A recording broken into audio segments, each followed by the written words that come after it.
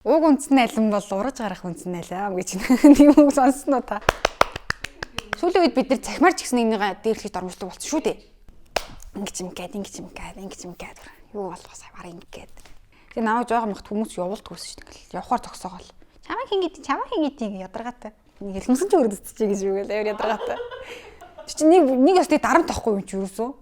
Ингээл хүрээл. Сайн мэцгаано шинэ 7 өдрийн минь Нарлаа байна. За өнөөдөр би та хэдтэйгээ үеийнхний дээрлэхэлт болон нийгмийн гадуурхах дормжлох зүйлсийн талаар ярилцсанаа. Тэгэхээр сүүлийн үед манай үеийнхэн бие биенээ дормжлох тиймэр зүйл явдлууд нэлийн төлхөө анзаардаг болсон.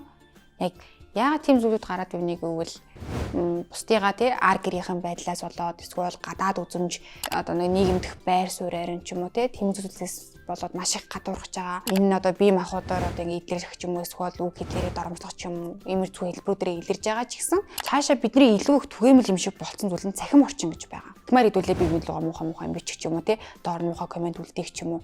Тийм зүйлүүд бидэнд одоо яг л нөгөө байдал хэвийн зүйл шиг хүлээгдэж одоо ингээд хүлээж аваад байгаа нь илүү их сэтгэл хөдлөм зүйлүүд болж байгаа байхгүй юу. Тэгэхээр хэдүүлээ ингээд бусдад бидний хэлж байгаа муухайг тэдний ирээдүйд ямар их хор уршигтайг ингээд бодолцож үзэх хэрэгтэй. Тэдний сэтгэл зүрх ямар их шархалж байгааг өөртөө ямар их ихтгэлгүй болж байгааг гэсэн бид нар бодож үзэх хэрэгтэй. Тэр хүний оронд өөрийгөө тавьж үзээд яг юу мэдрэх байсан талаараа бодоод үзээрэй.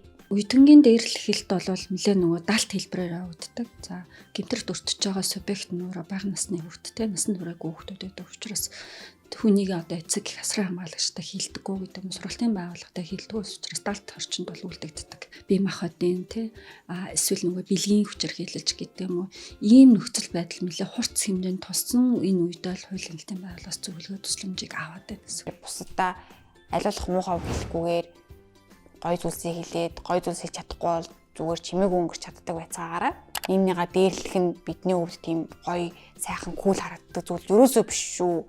Амар муухай харагддаг шүү. Тэгэхээр эндээ гой хайртай байгаад гой ярилц чаддаг байцаагаараа тэгээ энэ 7 хоног та бүхэндээс марлаа байла. Эх 7 хоног уулзтлаа. Түр баяртай. Учир шалтгаангүй би ингээд зүгээр ингээд байжсан байхгүй юу? 5 дугаар ангийн төгсөлтийн баяраар заяа. Тэгэл яг төгсчөөл гарч ирээд тоглоомын хэлбэр дээр зурлагын толгойн тоглоомын хэлбэр дээр тоглож байгаа байхгүй юу? Гэсэн чи хідэн банд нэрээр би амар үг дуу цогтой амар тийм намуухан хөвгтэйс ахгүй ингээд юу ч хэлдэггүй уйлдагч үү заяа. Тэгсэн чинь намайг уйлуулна гэж дайраад намаа ингээд цогч мохоод ингээд 3 4 банд ингээд тойрцсон. Үд чоргоогоод ингээд цогч мохоод. Тэгээ би нөгөө шартай юм болохоор уйлахгүйгээ шарандаа ингээд тгсээ байгаад байсан хгүй юу? Уйлахгүй. Тэгсэн чинь бүр намаа ингээд цогч мохоод. Тэгээ би сүлдээ бүр уйлаад агааг дуудаж гаргаж ирээ. Агаад гааны сурдаг гэсэн. Агаа байхгүйс бол яах ч үсэн тий бас амар сэн. Өөрийнхөө даахгүйгийг битээ бусдад хэлжээ.